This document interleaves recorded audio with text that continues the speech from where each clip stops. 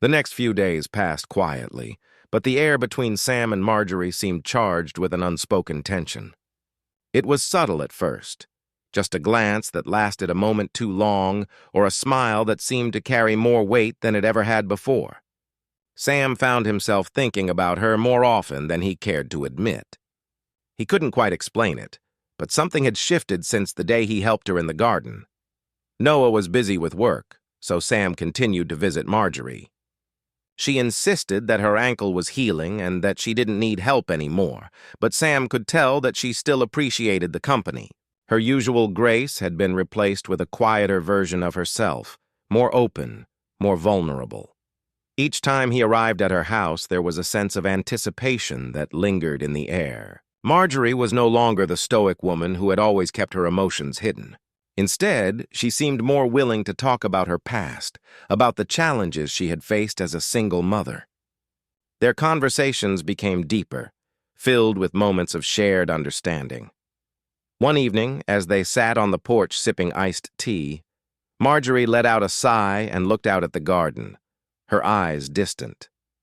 The sun was setting, casting a soft golden light over the flowers, and everything seemed peaceful. Yet, Sam could feel the weight of her thoughts pressing down on her. "Sam," Marjorie began, her voice quieter than usual. "I don't think I've ever told you this, but after Noah's father died, I felt so lost. Like I was carrying this huge weight on my own, and I didn't know if I could keep going. But I had to. For Noah, for everything. I didn't have the luxury of stopping, you know?" Sam nodded, not knowing exactly what to say, but wanting to offer some kind of comfort. "I can't imagine what that was like for you." Marjorie smiled faintly. "You were just a kid when it happened, but you still came around. You and Noah both. You were always there, even when you didn't fully understand." Sam looked down, feeling a surge of gratitude. "I guess I never thought about it like that. I guess I always thought of you as someone who had everything under control. You never seemed like you needed anyone." She chuckled softly, a sad sound. "I've spent so many years trying to keep it all together. I never wanted anyone to see how fragile I really am." Sam met her gaze, his heart tightening. There was something about her honesty that made him want to protect her, to ease the burden that she had carried alone for so long. It was a feeling he had never really experienced before. Not for anyone else, at least not this strongly. "I'm sorry if I've made you feel like you have to hide," Sam said quietly. "You don't have to do everything by yourself, you know." "Not anymore." Marjorie's eyes softened, and for a moment the world seemed to fade away. There was a stillness between them, and it felt as though they had crossed a line they could never come back from. But neither of them said anything. The words they both wanted to speak seemed too heavy, too complicated to put into the air. Later that night, as Sam was about to leave, Marjorie stopped him at the door. "Sam," she said, her voice trembling slightly, "thank you. For everything. I don't know how to express how much it means to me." Sam turned to face her, feeling his heart race. The way she looked at him, so vulnerable, so open, made him feel as though they were standing on the edge of something uncharted. "I'll always be here for you, Marjorie. You know that," she smiled, but there was a sadness behind her eyes. "I know. But I don't want to keep leaning on you, Sam. I don't want to make things harder for you either." Sam felt a pang of confusion. "What do you mean?" "You're not making anything harder. I just want to help." Marjorie hesitated before speaking again.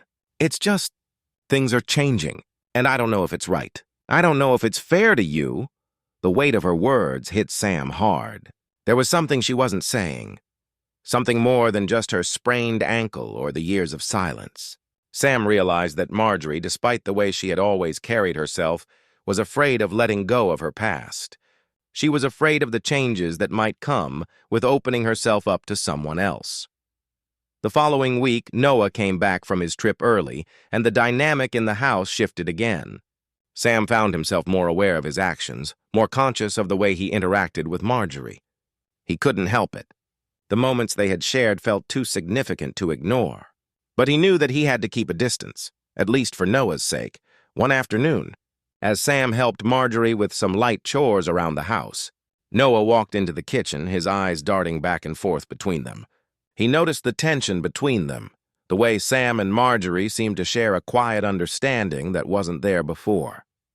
"What's going on here?" Noah asked, his voice low, as though he already knew something was different. Marjorie froze, her hand still holding a dish towel. She glanced at Sam, who felt his stomach twist with unease. "It's nothing, Noah," Marjorie said quickly, too quickly. "I just needed help with some things around the house. That's all." But Noah didn't look convinced. "You've been spending a lot of time with Sam lately. Are you sure everything's okay?" Sam swallowed hard, feeling the weight of the unspoken questions in the room. "Yeah, everything's fine," he said, his voice sounding more strained than he intended. "Just helping out." Noah eyed both of them for a moment, then shook his head. "I just don't want things to get complicated, you know?" Marjorie stepped forward, placing a gentle hand on Noah's shoulder. "I understand, Noah. You don't need to worry." But Sam could feel the tension building, and he knew that things were no longer as simple as they once were. He had crossed a line, even if it was unintentional, and now there was no way to go back. Later that evening, Sam stood at the doorway once again, ready to leave. Marjorie was sitting by the window, her foot propped up, staring out into the darkening garden. The quiet between them felt thick, almost suffocating. Sam hesitated for a moment, unsure of what to say. Marjorie turned to look at him, her expression soft. "I'm sorry about today," she said. "I didn't mean to make things awkward with Noah." Sam shook his head. "It's not your fault. It's just, things are different now, aren't they?" She nodded slowly, her eyes filled with a mix of sadness and acceptance. "Yes, they are." Before Sam could respond, Noah's voice interrupted them from the hallway. "Sam, you heading out?" His tone was neutral, but there was an undercurrent of tension that made Sam uneasy. "I'll see you soon." "Marjorie," Sam said quickly, turning to leave before anything else could be said. As he stepped out into the cool night air, Sam realized that whatever had been between him and Marjorie had already changed everything. Whether it was right or not, things would never be the same again. It was a quiet Saturday afternoon when the sound of the fall shattered the peace. Noah's house was as familiar to Sam as his own. They had been best friends since childhood, and the warmth of the place always felt like a second home. The kitchen smelled of freshly brewed coffee, and the soft hum of the television played in the background. Noah was upstairs, busy with some work on his laptop. Sam, as usual, had come over to hang out, not really expecting anything out of the ordinary. But then, everything changed. A loud thud echoed from the backyard. Sam's heart skipped a beat. He stood frozen for a moment, trying to make sense of the noise. It was a strange sound, not one that he usually heard around the house. He rushed to the sliding door that led out to the garden and immediately saw her. Marjorie, Noah's mother, was on the ground. Her gardening gloves were scattered beside her and her face twisted in pain. Sam's breath caught in his throat as he ran toward her, his mind racing. "Marjorie!" he called, crouching down beside her. She winced as she tried to sit up, but she couldn't put any weight on her leg. Her ankle was twisted awkwardly, a pale shade of purple already beginning to form around it. Marjorie's face was pale, but she still managed a soft, reassuring smile. "I'm fine, Sam," she said, her voice steady, though there was an edge of discomfort in it. "It's just a sprain. Don't worry about me." But Sam wasn't convinced. She had always been the strong one, the woman who had raised Noah on her own after his father passed away. She had always been so independent, never letting anything get in the way of her responsibilities. Seeing her vulnerable, sitting on the ground in pain, was unsettling. "No, you're not fine," Sam said firmly, lifting her gently to help her stand. "You need help. Let me get you inside." Marjorie hesitated, but there was no way she could stand on her own. Sam carefully helped her to her feet, supporting her weight as they slowly made their way into the house. The warmth of the living room was a stark contrast to the cool breeze of the garden, but Marjorie still seemed to carry the quiet strength she always had. She sat down on the couch, grimacing slightly as she adjusted her foot. Sam moved quickly to get an ice pack from the freezer and wrapped it in a towel before placing it on her swollen ankle. "You don't have to do this, Sam," Marjorie said, her voice soft, yet laced with gratitude. "I'll be fine. Really." But Sam shook his head. "You shouldn't be alone right now." They sat in silence for a moment, the only sound being the ticking of the clock on the wall. Sam could feel the tension in the air, something unfamiliar but undeniable. Marjorie had always been so poised, so in control. To see her like this, injured and needing help, it made Sam realize how much he had taken her strength for granted. There was something about her that was different now, something he couldn't put his finger on. "How did this happen?" Sam asked, trying to keep the conversation light. Marjorie chuckled softly, though it was more out of habit than amusement. "I was just tending to the roses. One of the branches got tangled in my foot and I lost my balance." Sam nodded, trying not to stare too much at the way her hair fell messily around her face or the way her eyes looked slightly lost in thought. She was still the same Marjorie he had known for years, but now there was a quiet sadness in her gaze that he hadn't noticed before. It was as if the burden she carried, which she had always kept hidden from everyone, was now too heavy for her to hold alone.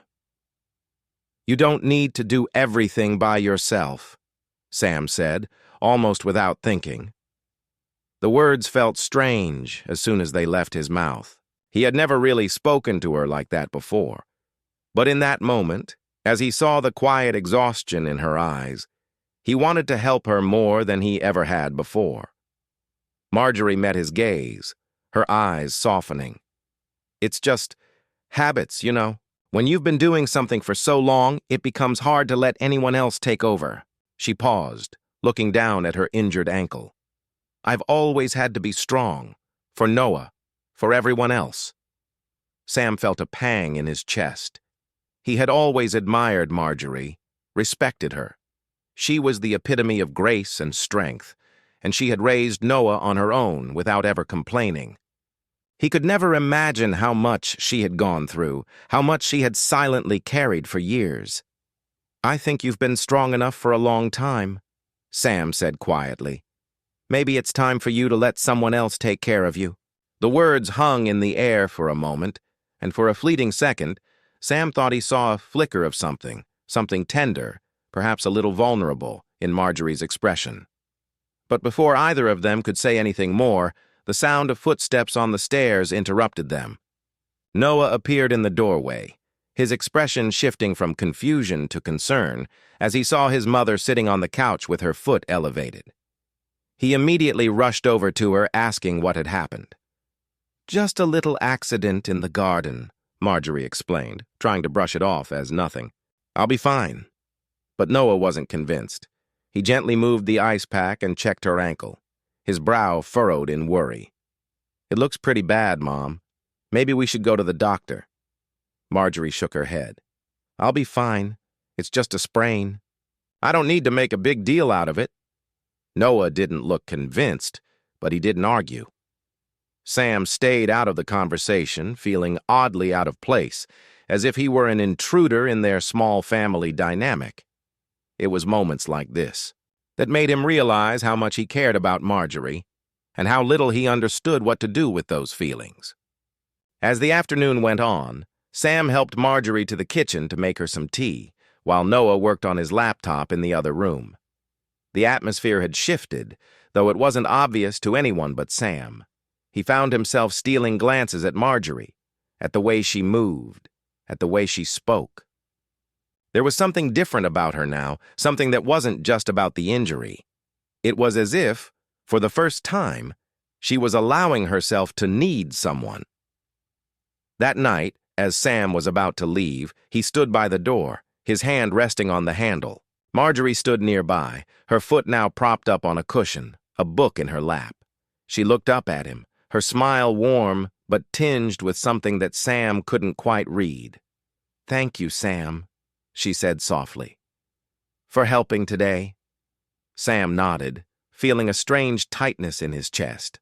"Any time, Marjorie. You know I'll always be here if you need me." As he stepped out into the cool evening air, Sam felt something stir deep within him, something that hadn't been there before, or maybe it had. and he just hadn't noticed it. He wasn't sure what it was yet, but he knew one thing for sure. The line between helping Marjorie and something more was beginning to blur, and that thought left him both excited and afraid.